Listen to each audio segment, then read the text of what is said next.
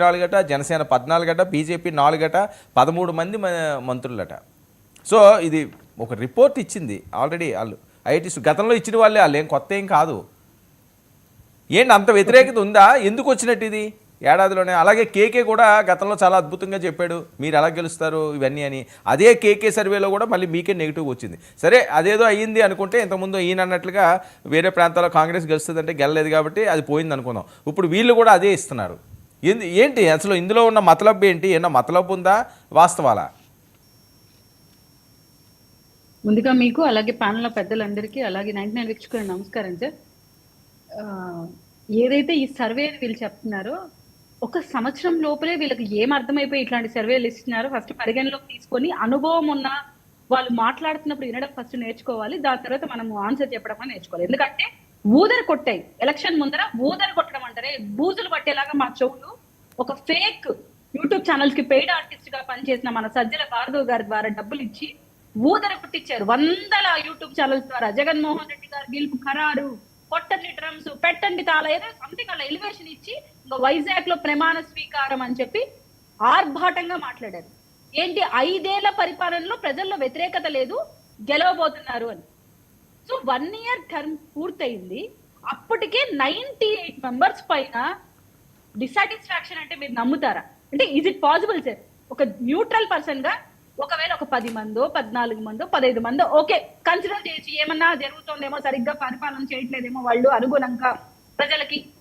మరి 98 members, almost 100 members పైన వ్యతిరేకత ఉందంటే అసలు ఇంకా డిజాల్వ్ అయిపోవాలి కదా గవర్నమెంటే. సో ఇటువంటివి ఇప్పుడు ఈ టైంలో సర్వేలని ఫేక్ రిపోర్ట్స్ తీసుకొని వచ్చి ఇక్కడ మాట్లాడితే వైసీపీ క్రెడిబిలిటీ పోతుందని నేను నమ్ముతాను. అండ్ రఫీ గారిని ఒక పెద్ద మనిషిగా అక్కడ కూర్చోబెట్టినప్పుడు మనం ఆయనకు కొంచెం మర్యాద ఇవ్వడం నేర్చుకోవాలి. ఏ పార్టీ అని నేను రేగడి ఆయనకైనా చెప్తాను, మన ప్యానెల్ ఉన్న ప్రతి ఒక్కరికి మనం ఇవ్వాలి. బ్రహ్మానందం గారు అని ఈయన సంబోధించడం అది కరెక్ట్ కాదు సార్. ఇది మన ప్యానెల్లో ఎంకరేజ్ చేయడం కూడా నేను యాక్సెప్ట్ చేయను. ముఖ్యంగా కామెడీ అంటే ఏంటని చెప్పమంటారా సార్? ఇప్పుడు ఈ సర్వే కాదు కామెడీ, అసలైన కామెడీ ఏంటంటే మనకు 5 ఏళ్ల పరిపాలనలో మద్యపానం మీకు మించిన కామెడీ ఉండదు కదా, మిమ్మల్ని మించిన కామెడీ కూడా ఉండదు. అసలైన కామెడీ అంటే మీరే. నేను ఇదే సార్ ఎంకరేజ్ చేయను అంటున్నాను. మీరు ఒక వాళ్ళకి డిసిప్లిన్ నేర్పించిన తీసుకురండి. అధికార ప్రతినిధులుగా ఉన్నప్పుడు మేమైతే డిసిప్లిన్ గా మాట్లాడుతున్నాం, వాళ్ళని కూడా డిసిప్లిన్ గా మాట్లాడమని చెప్పండి.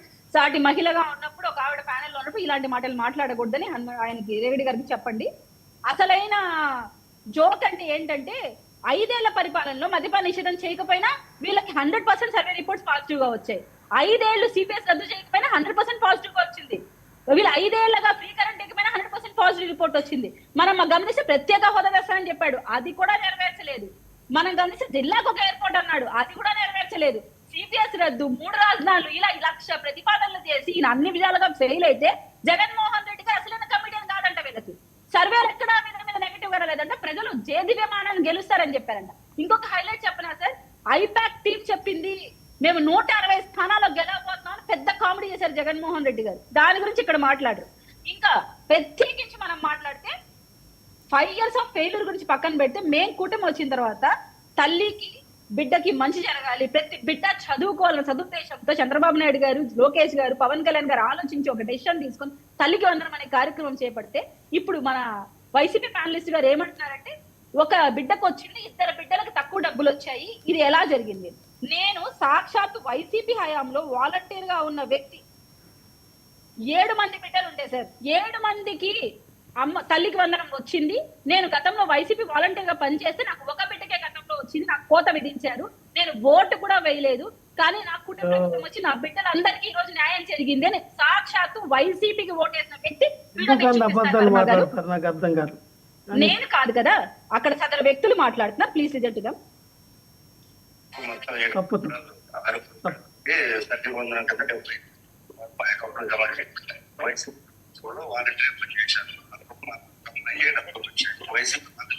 సదరు ఆ 7 డబ్బులు పన్ను వ్యక్తులే మాకు పడలేదని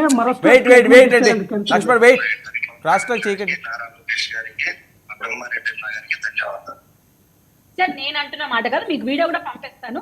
మచ్చర్ల నియోజకవర్గంలో ఉన్న ఒక సాధారణ వాలంటీర్ గా పనిచేసి వైసీపీకి ఓటేసిన వ్యక్తి తన విషయాన్ని తను షేర్ చేస్తాడు. 7 మంది బిడ్డలకి అమ్మఒడి తల్లికి వందనం పడింది, కూటమి ప్రభుత్వం న్యాయం చేస్తోంది బిడ్డలకి అని సాక్షాత్తు ఇక్కడ ఇక్కడ జనాలు చెప్తున్నమాట. ఒక వ్యక్తి వచ్చి ఇక్కడ వైసీపీ ప్యానలిస్ట్ కూర్చుని అన్యాయం జరిగింది అని చెప్తే మీరు సాక్ష్యాలతో సహా అతని వ్యక్తులు ఎక్కడ రిపోర్ట్ చేశారు, ఎక్కడ న్యాయం జరగలేదు, ఏ సచివాలయంలో పాయింట్ జరుగుతుంది, అక్కడికి వెళ్ళి మీరు ఫైట్ చేయండి. నిజంగా న్యాయం జరగకపోతే ఆ విషయం తీసుకొని ఇక్కడ మాట్లాడండి. అంతేగాని ఇక్కడ మీరు కామెంట్ మీకన్నా పెద్ద వ్యక్తి అయిన వ్యక్తిని మీరే మాట్లాడండి. వన్ సబ్మిషన్ మీరే మాట్లాడండి. ఒక